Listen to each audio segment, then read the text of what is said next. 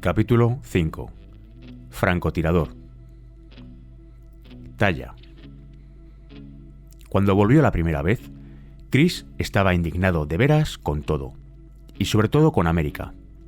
De regreso a casa, pusimos la radio del coche. Nadie hablaba de la guerra. La vida transcurría como si en Irak no estuviese ocurriendo nada. «Hablan de gilipolleces», dijo él. «Nosotros allí, luchando por el país, y aquí no le importa una mierda a nadie».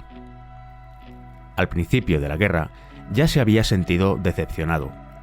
Estando en Kuwait, había oído en televisión voces críticas con las Fuerzas Armadas y había llamado para decirme: «¿Sabes qué? Si eso es lo que piensan, que les den. Yo estoy aquí, dispuesto a dar la vida, y ellos con sus gilipolleces». Tuve que decirle que había un montón de personas a las que sí les importaban no solo los soldados en general, sino también él. Me tenía a mí, a los amigos de San Diego y de Texas y a su familia.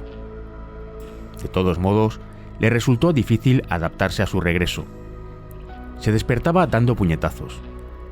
Siempre había sido nervioso, pero ahora, si me levantaba por la noche, tenía que llamarlo por su nombre antes de volver a acostarme. Lo espabilaba antes de meterme otra vez en la cama para asegurarme de no sufrir las consecuencias de ese reflejo que tenía. Una vez me sacó del sueño agarrándome el brazo con las dos manos, una en el antebrazo y la otra justo encima del codo. Estaba dormido como un tronco y parecía dispuesto a partirme el brazo en dos. Me quedé tan quieta como pude y me puse a repetir su nombre, cada vez un poco más alto. No quería sobresaltarlo, pero tenía que impedir que me hiciera daño. Al final se despertó y me soltó. Poco a poco nos fuimos haciendo a una serie de hábitos nuevos. Nos fuimos aclimatando. Cicatrices. No dejé los SEAL. Podía haberlo hecho, si no fuese, claro, porque a mi contrato le quedaba aún mucho tiempo de vigencia. Tal vez podría haberme ido a la infantería de marina, pero semejante idea estaba descartada. Todavía no había perdido todas las esperanzas. Cuando el equipo vuelve a casa después de una misión, reestructuran los mandos y te ponen jefes nuevos. Y siempre cabe la esperanza de que sean mejores que los anteriores. Hablé con Talla y le hice ver lo fastidiado que estaba. Ella, por supuesto, lo veía de otro modo. Estaba contenta de tenerme en casa, vivo y enterito. Mientras, los jefazos recibían ascensos y felicitaciones por su participación en la guerra. Toda la gloria para ellos. Vaya un cachondeo de gloria. Una gloria de coña por una guerra en la que no habían combatido y en la que se habían portado como cobardes. Su miedo costó vidas que podíamos haber salvado si nos hubieran dejado hacer nuestro trabajo. Pero, señores, así es la política. Un puñado de amantes de los juegos de estrategia que se sientan a darse palmaditas en la espalda bajo cubierto mientras fuera están perdiendo vidas reales. Cada vez que volvía a casa de una misión, ya desde entonces, me pasaba una semana sin salir de casa. Me quedaba allí, sin más.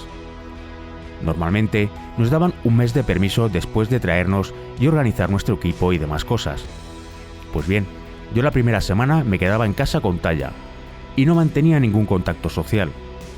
Pasado ese tiempo, empezaba a ver a familiares y amigos.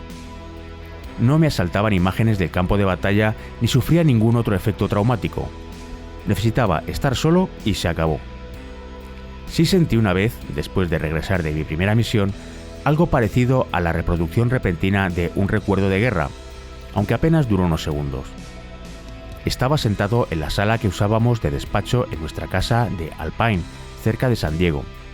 Teníamos instalado un sistema de alarma antirrobo y al llegar Talla de la calle, no sé por qué, lo hizo saltar accidentalmente. El sobresalto que sentí me heló hasta el tuétano y me transportó de repente a Kuwait.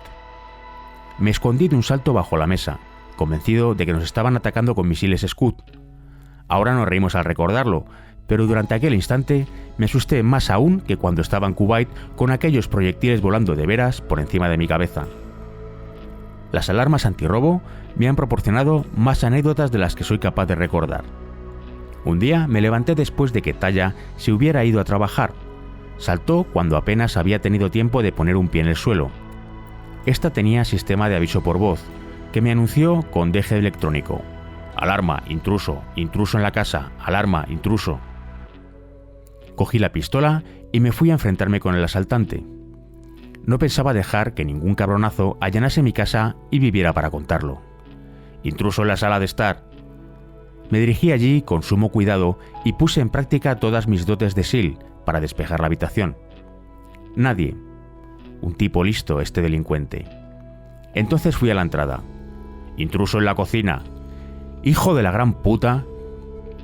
No sabría decir cuánto tiempo tardé en darme cuenta de que el allanador era yo. El aparato aquel me estaba rastreando a mí. Talla había configurado la alarma de tal manera que el sistema entendía que la casa estaba vacía y, por lo tanto, había activado los detectores de movimiento. Ríase el lector cuanto le plazca, pero conmigo, no de mí, ¿eh? Siempre me sentía más vulnerable en casa. Cada vez que volvía de una misión me pasaba algo, normalmente durante el adiestramiento. Me partía un dedo de un pie o de la mano, me hacía heridas de toda clase. En cambio, en ultramar, cuando servía en el campo de batalla, parecía invencible. Cada vez que vuelves te quitas la capa de superhéroe, bromeaba Talla. Después de un tiempo, empecé a pensar que debía de tener razón. Mis padres se habían mostrado intranquilos durante todo el tiempo que había estado ausente. Cuando llegué a casa, estaban deseando verme, y creo que la necesidad de estar solo que sentía yo en aquel momento les dolió más de lo que estarían dispuestos a reconocer. Aún así, el día que por fin nos vimos fue un momento muy feliz. Mi padre llevó muy mal que me enviasen al extranjero y exteriorizó su inquietud mucho más que mi madre. Resulta curioso que, a veces, sean los más fuertes quienes peor lo pasan cuando se escapan los acontecimientos a su control y no pueden estar presentes para proteger a los seres queridos. A mí me ha ocurrido. El patrón se repetía cada vez que me destinaban a ultramar. Mi madre lo tomaba estoicamente, y mi padre, que normalmente era el estoico, se convertía en el aprensivo de la familia. Vuelta al cole. Renuncié a parte de mi permiso y me presenté en la base una semana antes para formarme como francotirador. Habría renunciado a mucho más por semejante oportunidad. A los francotiradores de la Infantería de Marina se les ha prestado mucha atención desde hace años, con razón, y su programa de adiestramiento sigue considerándose uno de los mejores del mundo. De hecho, es el que seguían antes los SEAL. Sin embargo, hoy estamos más avanzados y hemos creado nuestra propia escuela. Los métodos que se siguen en ella adaptan buena parte de lo que hacen los marines, pero añaden lo que necesitan nuestros francotiradores en sus misiones. Por eso, nuestra formación tarda algo más del doble que la suya. Junto con el BATS, la de francotirador es la escuela más dura a la que he asistido. Los instructores no paraban de taladrarnos la cabeza. Nos acostaban tarde y nos levantaban temprano, y nos tenían siempre corriendo cuando no nos agobiaban de cualquier otro modo. Era una parte fundamental del adiestramiento. Como no pueden dispararte, te meten tanta presión como les es posible imaginar. Por lo que tengo entendido, solo aprueba la mitad de los SEAL que se presentan, y no me extraña. En las primeras clases nos enseñan a usar los ordenadores y las cámaras que forman parte de nuestro trabajo. Los francotiradores de los SEAL no se limitan a disparar su fusil. De hecho, esta no es más que una porción pequeña de su cometido. Una porción importante, vital, pero no, ni mucho menos, la única. Al francotirador de los SEAL lo adiestran para observar. Esta es una competencia fundamental. Puede ser que lo destaquen para avanzar por delante de la fuerza principal y revelar cuanto le sea posible acerca del enemigo. Hasta cuando tiene la misión de tomar posiciones y abatir un objetivo de gran valor, lo primero que tiene que saber hacer es observar los alrededores. Necesita saber usar herramientas modernas de navegación como GPS y ser capaz de interpretar la información obtenida y, por lo tanto, es aquí precisamente donde empieza su formación. En la siguiente parte del curso, la más dura en muchos sentidos, se enseña al aspirante a aproximarse. En esta fase es donde se da el mayor número de abandonos. Aproximarse significa aquí tomar posiciones sin ser visto, cosa que se dice pronto. Moverse lentamente, con sigilo, hasta llegar al punto exacto en el que llevar a cabo la misión. Lograrlo no es cuestión de paciencia, o no es solo cuestión de paciencia, sino de disciplina profesional. Yo no soy paciente, pero he aprendido que para hacer una buena aproximación uno tiene que tomarse su tiempo. Si sé que tengo que matar a alguien, puedo esperar un día, una semana o 2 semanas. Hazlo, que yo he esperado. Estoy dispuesto a hacer lo que haga falta. Y digamos que en una misión así, tampoco es posible parar para ir al baño. En uno de los ejercicios nos mandaron cruzar un enar sin ser detectados. Me pasé horas poniéndome briznas de hierba y cañas de heno en el traje ghillie.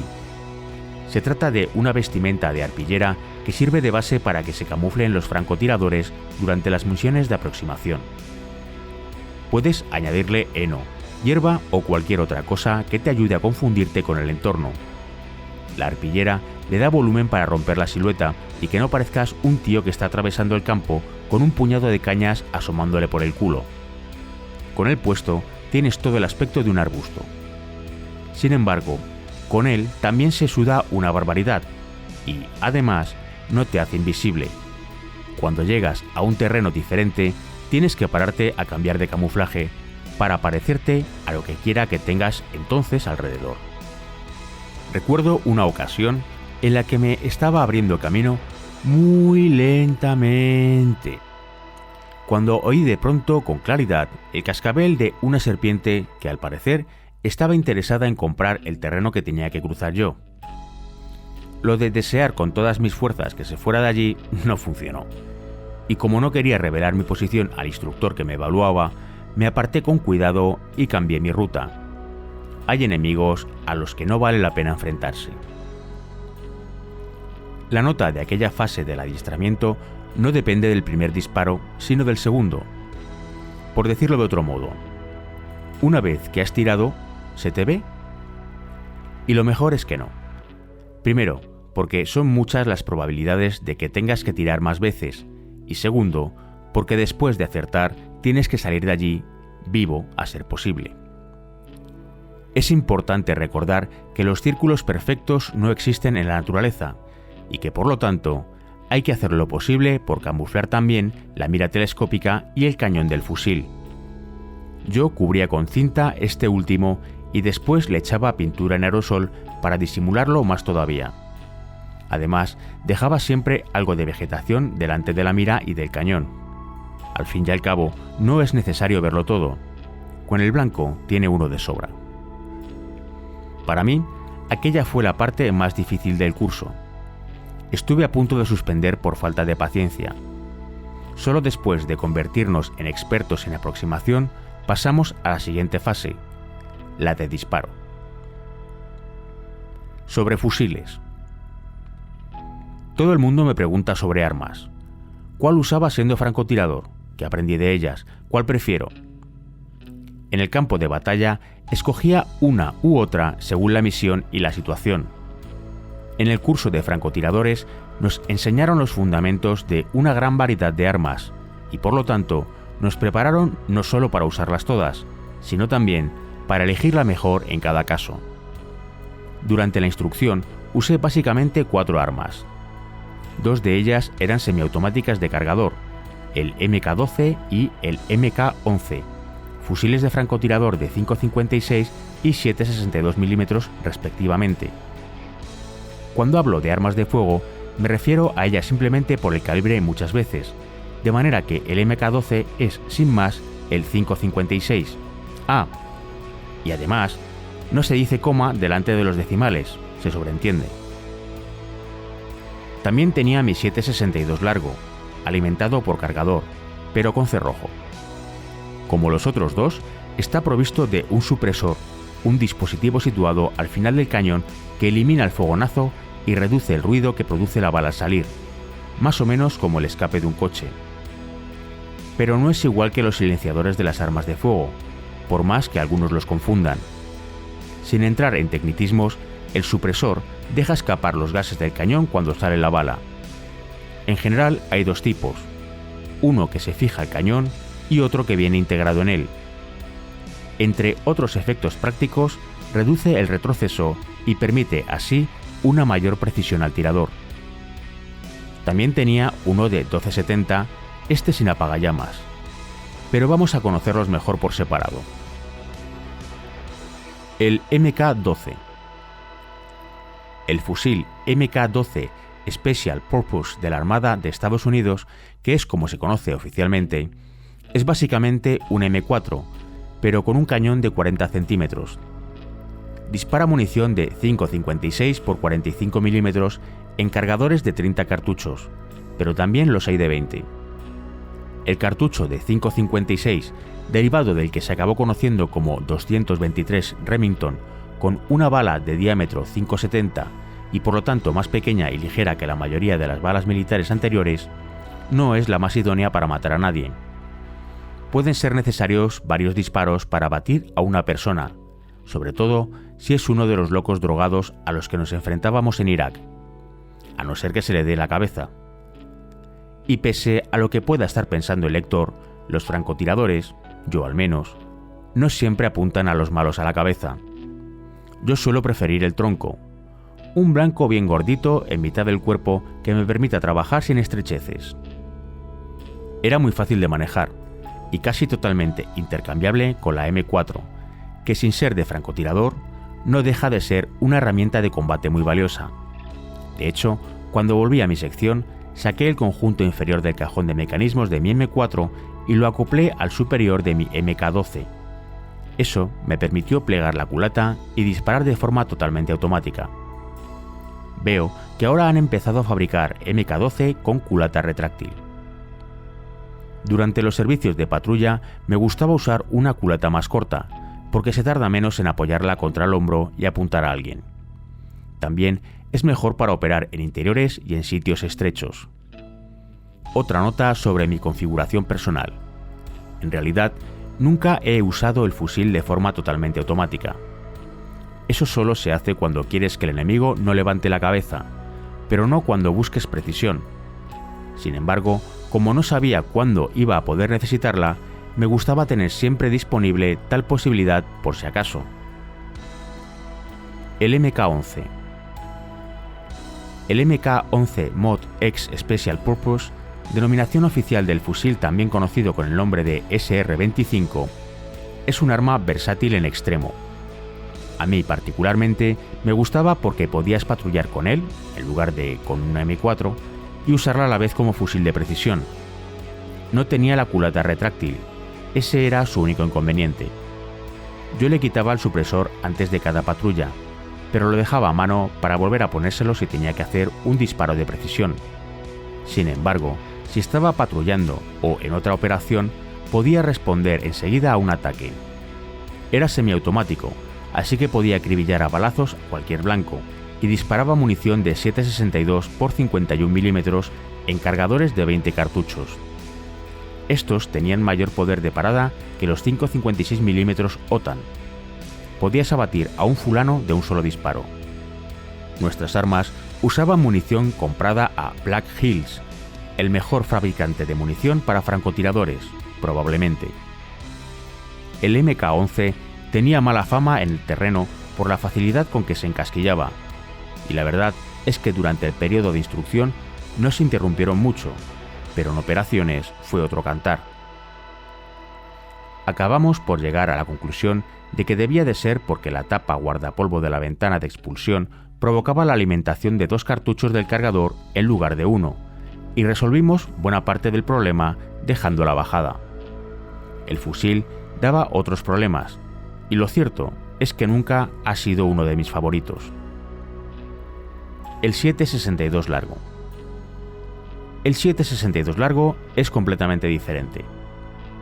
Como sabrán muchos lectores, el nombre es el de la munición que dispara, Winchester Magnum de 300 pulgadas, 7,62 x 67 mm. Un excelente cartucho todoterreno dotado tanto de una precisión extraordinaria como de un notable poder de parada. en otros cuerpos la usan con armas diferentes, en mayor o menor grado. De hecho, puede decirse que la más famosa es el M24 SWS del Ejército de Tierra, fusil basado en el Remington 700. Sí, es el mismo que cualquiera puede adquirir para ir a cazar. En nuestro caso, empezamos combinando culatas Macmillan, cañones personalizados y mecanismos del 700. Aquellos fusiles eran una maravilla. En mi equipo 3, el que destinaron a Ramadi, nos dieron un 7.62 largo nuevecito a cada uno. Tenía la culata de un Accuracy con una marca nueva de cañón y cierre. Esta versión tenía un cañón más corto y la culata plegable. Era una pasada.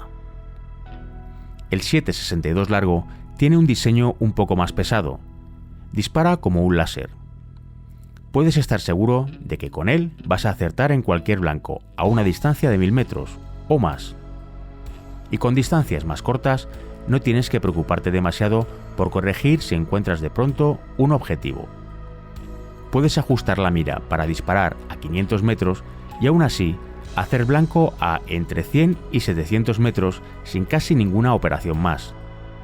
Yo usé el 7.62 largo en la mayoría de mis bajas confirmadas. El Barrett. El 1270 es enorme, extremadamente pesado y no me gusta nada. Nunca usé ninguno en Irak. A las armas que disparan proyectiles de 1270 por 99 mm se les ha dado mucho bombo y hasta cierto halo romántico.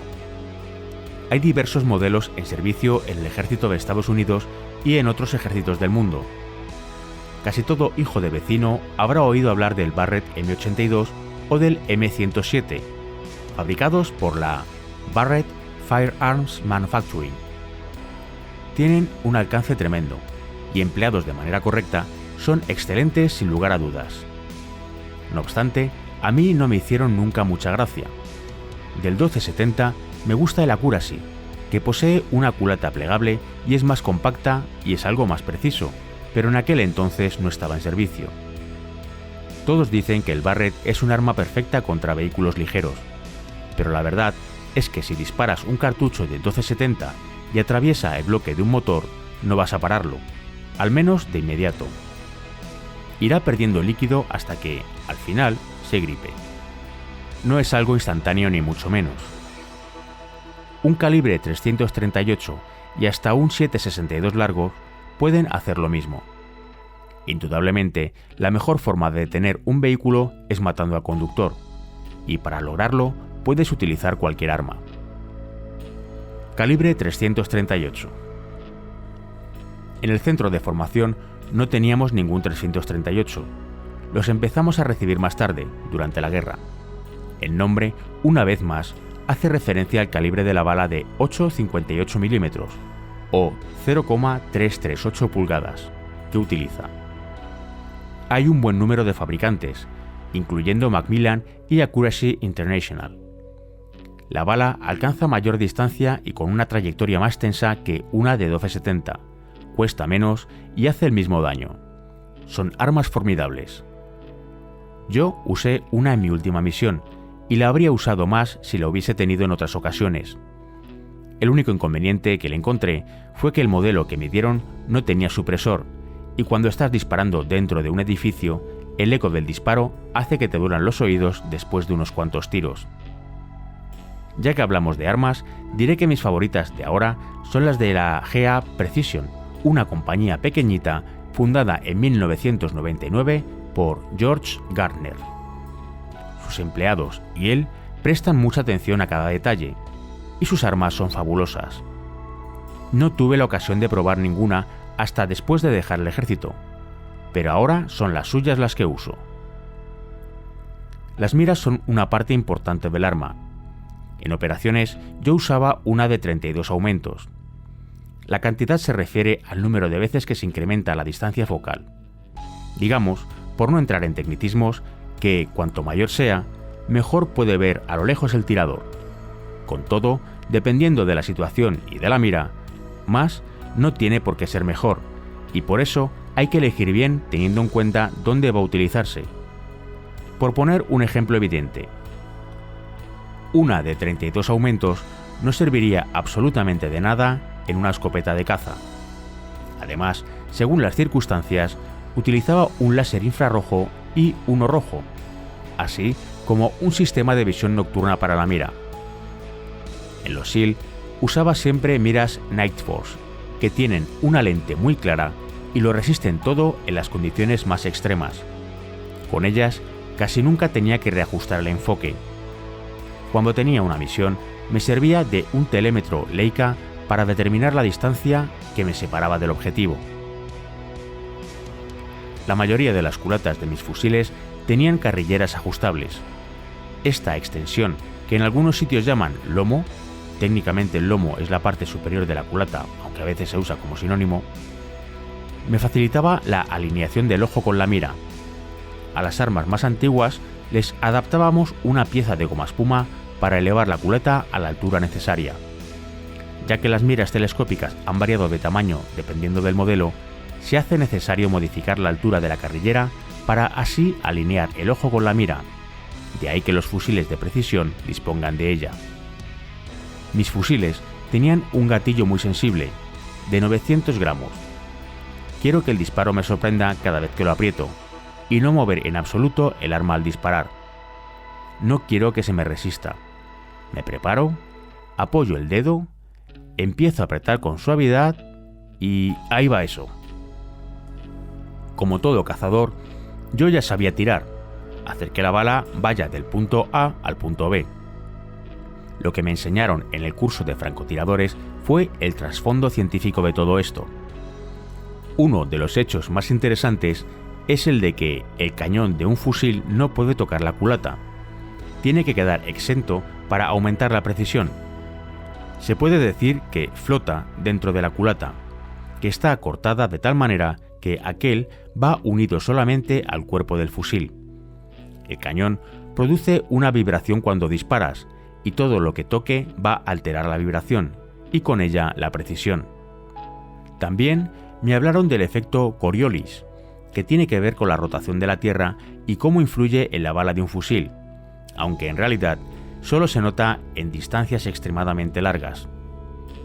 En el curso de francotiradores nos enseñaban a poner en práctica todos estos datos técnicos. Aprendías cuánto hay que variar la puntería si el blanco está en movimiento, dependiendo de si camina o corre, y la distancia. Practicabas hasta que se te quedaba grabado no solo en el cerebro, sino también en los brazos, en las manos y en los dedos. En la mayoría de las situaciones en que me encuentro disparando, ajusto la mira en la elevación para compensar la caída de la bala, pero no hago correcciones laterales por el viento. El viento cambia constantemente, y si me pongo a hacer ajustes, para cuando he acabado, ha vuelto a cambiar. Hacerlo en elevación es otra cosa, aunque cuando estás metido en harina, no puedes permitirte el lujo de ponerte a afinar. O das o te dan. A prueba. Yo no era el mejor francotirador de mi clase. De hecho, suspendí el práctico, y eso podía suponer la expulsión. Nosotros no usamos observadores en el campo de batalla como los marines. El motivo es sencillo. Si al lado tienes un compañero, lo suyo es que dispare también en vez de mirar. Sin embargo, durante el periodo de formación, sí nos acompañaba un observador. Cuando suspendí, el instructor lo repasó todo conmigo y con mi observador para tratar de averiguar qué había fallado. La mira estaba bien, había tomado bien la puntería, la mecánica del fusil estaba en perfecto estado. De pronto, levantó la cabeza para mirarme. ¿Tabaco?, dijo, más como aseveración que por preguntar. Pues... había hecho el examen sin tabaco de mascar en la boca. Era lo único que había alterado, y resultó ser la clave. Al final, aprobé con nota, y con un pellizco de tabaco en el carrillo. Los francotiradores solemos ser gente supersticiosa. Tenemos más rituales que un jugador de béisbol. No hay más que fijarse en un partido de béisbol para ver que el bateador siempre sigue una secuencia idéntica cuando ocupa su base. Se santigua, patea al suelo, agita el bate. Pues a los francotiradores nos pasa lo mismo. Durante el adiestramiento y después, Yo siempre he guardado mis armas de cierto modo, he llevado puesta la misma ropa y lo he dispuesto todo de igual manera. Se trata de tener bajo control todo lo que esté en mi mano. Sé que el fusil va a hacer bien su cometido y tengo que asegurarme de cumplir yo con el mío. Ser francotirador de los SEAL es mucho más que disparar. A medida que avanzaba la instrucción, me enseñaron a estudiar el terreno y los alrededores, a verlo todo con ojos de francotirador. Si fuera yo que quisiera matar a los marines, ¿dónde me apostaría? ¿En aquella azotea? Desde allí podría abatir a todo el pelotón. Una vez que identificaba lugares así, seguía escrutándolos. Yo tenía muy buena vista, pero el secreto no radicaba tanto en ver como en aprender a percibir. Saber qué clase de movimiento debería llamar tu atención, discernir formas sutiles que pueden prevenirte de una emboscada. Tuve que practicar para estar alerta. La observación requiere mucho trabajo. Me acostumbré a salir para adiestrarme, sin más, a distinguir objetos a lo lejos. Nunca dejaba de perfeccionar esa destreza, ni siquiera estando de permiso. Cuando trabajas en un rancho tejano, ves animales, pájaros. Aprendes a mirar a cierta distancia y a divisar movimientos, formas, cosas insignificantes que destacan en el paisaje. Durante un tiempo me dio la impresión de que todo lo que hacía me ayudaba a formarme, hasta los videojuegos. Un amigo nos regaló una maquinita para jugar al dominó chino cuando nos casamos. Como regalo de boda, a lo mejor no era lo más indicado, porque además era para un solo jugador, pero para entrenarse no tenía precio. En el Mahjong tienes que fijarte en un montón de piezas para localizar las que son iguales, y yo echaba partidas contra la máquina con límite de tiempo para agudizar mi capacidad de observación. Ya lo he dicho antes y no voy a cansarme de repetirlo, no soy el mejor tirador del mundo. En mi caso, de hecho, había muchos que me daban vueltas. Yo acabé entre los del medio. Resultó que el chaval que sacó la mejor nota de mi clase pertenecía a mi misma sección. Sin embargo, no llegó a matar a tanta gente como yo, en parte porque lo mandaron unos meses a Filipinas mientras yo estaba en Irak. Para ser francotirador necesitas destreza, pero también tener la oportunidad de ponerla en práctica. Y suerte. Azotado por delfines y comido por tiburones. Después de pasar el verano entero en el curso de francotiradores, volví a mi sección y me incorporé por completo a la puesta a punto de la unidad, que se estaba adiestrando para ser enviada a la próxima misión a la vuelta de un año. Como siempre, donde peor lo pasé fue en el agua. A todo el mundo le despiertan una ternura tremenda los animales marinos, pero yo he tenido con ellos experiencias personales que han sido de todo menos tiernas. La Armada estaba poniendo a prueba un programa que empleaba delfines en labores de defensa portuaria, y tuvo a bien usarnos como blanco, a veces sin avisarnos siquiera. Los delfines nos asaltaban y nos daban palizas descomunales. Los habían adiestrado para embestir contra los costados y eran muy capaces de partirte las costillas. Además, si no nos lo habían advertido antes del ejercicio, ni siquiera sabías qué estaba pasando. Lo primero que pensabas, por lo menos en mi caso, era que te estaban atacando tiburones. Una vez nos estaban dando una somanta de las suyas. Yo estaba recibiendo una buena y eché a nadar hacia la costa para esquivar a aquellos cabronazos. Entonces divisé los pilotes de un pantalán y me metí entre ellos sabiendo que no iban a seguirme. Estaba salvado. De repente, sin embargo, noté algo que me agarraba la pierna con mucha fuerza, con mucha. Era la boca de un león marino. Los estaban adiestrando para que defendiesen los embarcaderos. Volví a adentrarme en las aguas. Es preferible que te golpee un delfín a que te coma un león marino. Aún así, los peores serán, de lejos, los tiburones. Una noche hicimos un ejercicio que consistía en cruzar a nado y sin luz la bahía de San Diego para colocar una bomba lapa en un barco concreto, una operación sencilla y muy propia de los SEAL. No todos los SEAL odian el agua como yo. De hecho, a muchos de ellos les encanta, tanto que cuando están en ella no paran de nadar de un lado a otro y gastar bromas a los compañeros de ejercicio.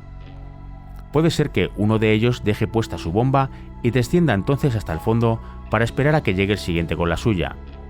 Normalmente hay suficiente claridad en la superficie para que el de abajo distinga bien la silueta del de arriba, y de ese modo, cuando aparece el segundo submarinista, la víctima, para colocar la bomba, no le resulta difícil ascender, agarrarlo por la aleta y tirar de él.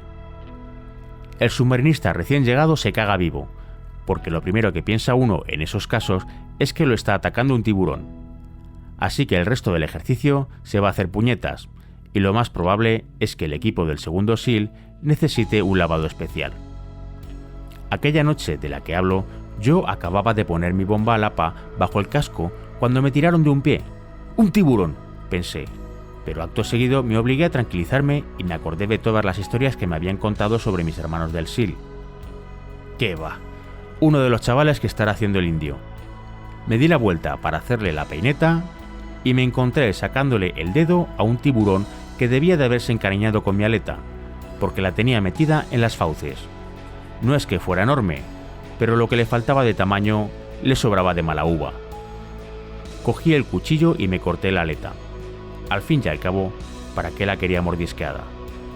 Mientras él masticaba lo que quedaba, subí a la superficie e hice señas al bote de rescate.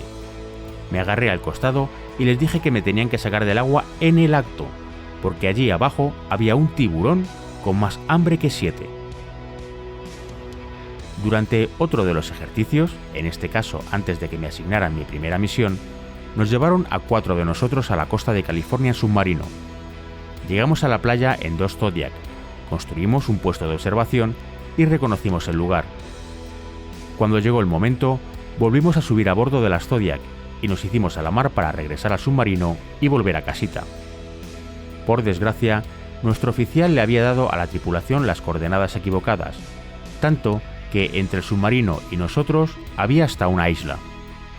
Nosotros, claro, no lo sabíamos y nos pusimos a navegar en círculo, tratando de establecer comunicación por radio con un buque que se encontraba demasiado lejos para enlazar. En cierto momento, se mojó el transmisor o se quedó sin batería y perdimos toda esperanza de contactar con nadie. Estuvimos casi toda la noche en las Zodiac y al final, cuando faltaba poco para que amaneciese, nos quedamos casi sin combustible. La barca en la que iba yo había empezado a desinflarse y entre todos decidimos que lo mejor era volver a tierra y esperar. Así por lo menos podríamos dormir un rato. Mientras nos dirigíamos a la playa, salió del agua un león marino de aspecto muy amistoso. Yo, que al ser de Texas no había tenido mucha ocasión de ver a estos animales, me puse a observarlo lleno de curiosidad. Era un bichejo muy interesante, aunque feísimo. De pronto, ¡plof!, desapareció otra vez bajo el agua. Un instante después estaba, y nosotros con él, rodeado de aletas grandes y puntiagudas. Era evidente que lo había elegido de desayuno un grupito de tiburones. Los leones marinos son grandes, pero allí había demasiados tiburones para contentarse con uno solo. Empezaron a nadar en círculos cada vez más cerca de los costados de mi barca, que cada vez tenía menos aire y cuya borda se estaba acercando peligrosamente al agua. Miré a la costa, que todavía estaba demasiado lejos. «Me cago en la puta», pensé. ¿Que me comen? Mi compañero de barca era un tío bastante rellenito, al menos para lo que se ve en los SEAL. «Si nos hundimos», le advertí, «voy a pegarte un tiro para que tengan que roer mientras nado hasta la costa». Él se limitó a soltarme un reniego, imagino que pensando que yo estaba de broma, pero yo hablaba en serio. Tatuajes. Al final llegamos enteros a la costa. Sin embargo, mientras tanto, se había puesto a buscarnos toda la armada. La prensa había empezado a dar la noticia de que había 4 SEAL perdidos en el mar. Aquella no era precisamente la fama que estábamos buscando. Tardaron un rato, pero después de que, al fin, nos divisara un avión que patrullaba la zona, enviaron una MK-5 a recogernos. El comandante de la lancha de asalto nos atendió y nos llevó a casa. Aquella fue una de las pocas veces que me alegré de veras de montar en barco. Por lo general, me he aburrido siempre un montón cuando he servido en el mar. De hecho, el temor a que se me destinasen a misiones marítimas fue una de las cosas que más me motivaron en el BATS. Y para mí no hay nada peor que los submarinos. Hasta en los más grandes se está como piojo en costura. La última vez que estuve a bordo de uno, ni siquiera nos dejaron hacer ejercicio. Teníamos el reactor nuclear entre nuestro alojamiento y el gimnasio, y no nos estaba permitido pasar por allí. Los portaaviones, siendo muchísimo más grandes, pueden llegar a resultar igual de aburridos. Al menos tienen salas de recreo con videojuegos y puedes ir cuando quieras al gimnasio a desahogarte. De hecho, una vez tuvimos que visitarlo por orden expresa de un superior. Estábamos a bordo del Kitty Hawk, en donde estaban teniendo problemas con bandas. Al parecer, había entre los marinos una panda de macarras que estaban causando incidentes disciplinarios. El oficial al mando del buque nos llamó para hacernos saber cuándo iban a estar usando el gimnasio. De allí que fuimos a hacer nuestros ejercicios. Entramos, cerramos la puerta tras nosotros y arreglamos el problema. Durante aquel periodo de adiestramiento me perdí una sesión de inmersión por enfermedad. Fue toda una revelación. En adelante, cada vez que tocaba submarinismo en el programa de ejercicios, contraía algo muy malo, o me enteraba de un cursillo de francotirador al que no podía faltar. Los otros se metían conmigo por tener mejores excusas que nadie para escaquearme. ¿Y quién soy yo para llevarle la contraria? En esa época fue también cuando me hice el primer tatuaje. Quería honrar con él a los SEAL y, sin embargo, no tenía la sensación de haber merecido aún grabarme un tridente, nuestro emblema oficial, un águila aferrada a un tridente puesto en horizontal sobre un ancla de pie y una pistola de chispa cruzada adelante. Extraoficialmente recibe también la denominación de Budweiser, por el Bats, o por la cerveza, depende de a quién se le pregunte. Así que opté por un esqueleto de rana, que también simboliza a los SEAL y a los equipos de demolición submarina, en mi caso, como homenaje a los camaradas caídos. Lo tengo en la espalda, asomándome por encima de mi hombro, como si aquellos que me han precedido estuviesen cuidando de mí, ofreciéndome su protección. Padre. A mi condición de SEAL hay que sumar la de marido, y después de volver a casa, Taya y yo decidimos probar a formar una familia. Nos fue bastante bien. Se quedó embarazada casi la primera vez que nos besamos en protección, y su gestación fue poco menos que perfecta. Fue en el parto donde empezaron a complicarse las cosas. Por algún motivo, mi mujer tenía bajas las plaquetas y, por desgracia, lo descubrieron demasiado tarde. Así que cuando llegó el momento de dar a luz, no pudieron ponerle la epidural ni suministrarle analgésicos, y tuvo que parir de forma natural, sin preparación ni entrenamiento. Nuestro hijo pesó poco menos de 4 kilos, que no es poco. Aprendes mucho de una mujer cuando está bajo presión. La mía me gritó casi hasta echar espumarajos por la boca. Ella lo niega, pero yo también estaba allí y al cabo, ¿a quién vamos a creer? ¿A un SEAL o a la mujer de un SEAL? Taya estuvo 16 horas de parto. Casi al final, decidieron que podían darle óxido nitroso para aliviarle el dolor, pero antes me advirtieron a mí de todo lo que podría pasarle al niño, por remotas que fuesen las probabilidades. Me parecía que no tenía muchas opciones, pues ella lo estaba pasando tremendamente mal y necesitaba que la librasen de aquel calvario. Así que les di mi consentimiento, aunque en el fondo me preocupaba que mi niño pudiera salir con alguna tara.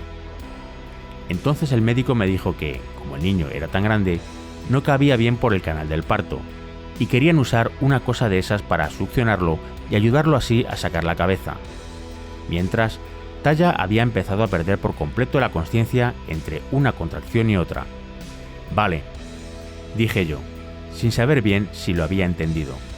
Él me miró a los ojos. Podría salir con cabeza de caracono. Estupendo, pensé. Me lo joden con los gases y encima le dejan cara de huevo.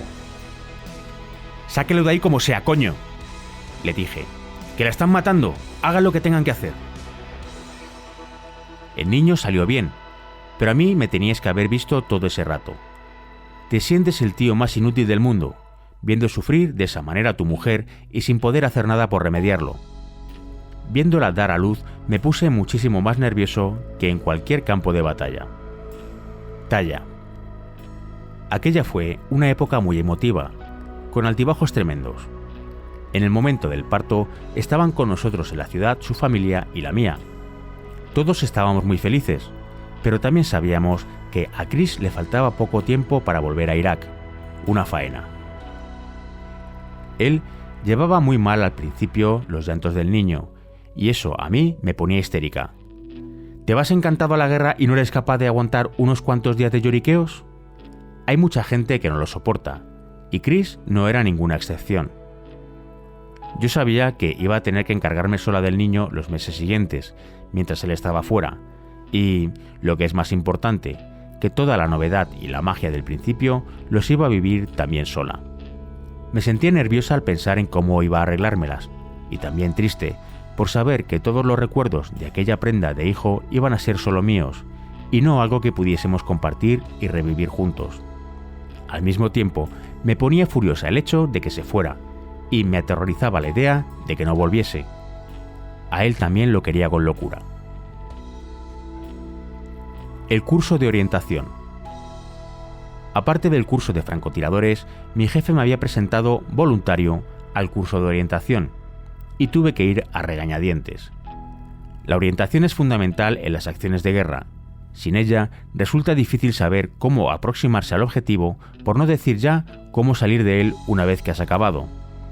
En un golpe de mano, averigua cuál es el mejor camino para llegar al objetivo, encuentra alternativas y saca al equipo de asalto hasta un lugar seguro una vez acabada la misión. El problema es que muchas veces los guías de los SEAL no participan en el golpe de mano hasta el que te han llevado. Tal como tenemos organizadas las cosas, lo normal es que se queden en el vehículo mientras el resto de la unidad asalta un edificio o lo que sea, para estar listo en caso de que necesitemos salir de allí a la carrera. Y yo no quería acabar precisamente sentado en el asiento del copiloto, metiendo números en un ordenador. Sin embargo, mi jefe quería poder contar con alguien que planificase las rutas, y cuando el jefe te dice que hagas algo, no hay pero que valga. Me pasé la primera semana del curso de orientación con el ceño fruncido, sentado en un pupitre frente a un ordenador portátil TalkBook, aprendiendo sus funciones, a conectarme a un GPS y a manipular imágenes y mapas enviados por satélite.